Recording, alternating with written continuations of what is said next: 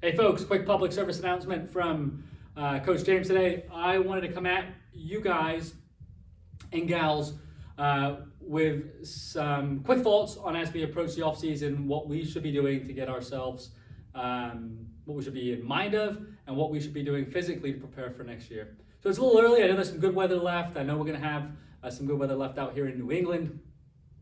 The all day in November for sure, maybe even sneak some days in December.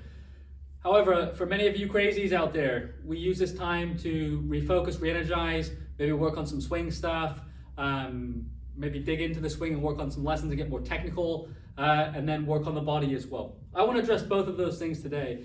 The first thing I want to address is really working on the swing. It's one of the areas where we see athletes and our golfers, or golfers that come through the door with elbow pain, hip pain, knee pain, ankle pain, back pain, shoulder pain, neck pain, when we get carried away working on new swing stuff. And there's two pieces to that, at least two pieces to that. The first piece to that is, if we're working on a new move and it's a big enough difference from our old move, we're gonna be stressing our body in different ways than it's been stressed before. Whether we have the ability to move into the areas that we're moving in or not, we're gonna stress our tissues differently. That means we're gonna stress our ankle differently, our knee differently, some of the hand, the muscles in the joints in the hand and the fingers, the elbow and forearm muscles differently.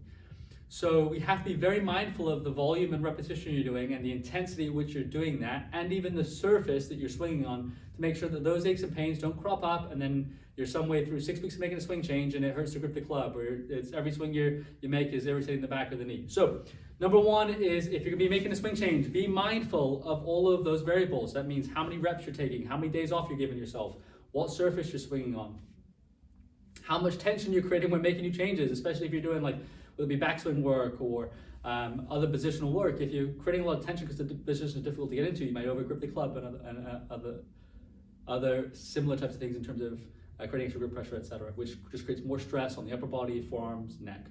So be mindful of those things. Set up a practice schedule, a routine, give yourself time off. Number two is make sure the swing changes that you're making or attempting to make are good for your body. And if they are not, we've got to find ways to make sure that your body can move well enough to support the changes that you're making.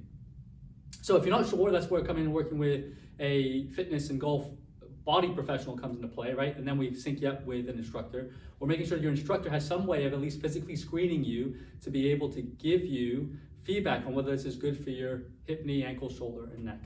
Now that should be us, or that should be a physical therapist looking at that, and then your golf instructor should have some general knowledge of that stuff as well. So make sure that your body can support what you're asking it to do, right? And oftentimes swing changes are good to make changes to allow you to swing more in line with what your body can do, rather than trying to get into a swing that your body can't. So be really mindful of that. There's so many videos out there about getting the club in this position, getting the club in that position, hands high, hands low, shallow, etc. Make sure that your body can support it. And if you're unsure, come see us, we'll tell you, we'll figure that out for you. And then number two, be really mindful of your volume so we don't get any extra aches, pains along the way. You can reduce that by making and ensuring you are sleeping well, eating well, getting flexible, and then getting stronger to support it as well. And if you have any questions with that stuff, we're certainly ready, able, and happy to help you. Take those tips to heart. If you have any questions, give us a buzz. Take care.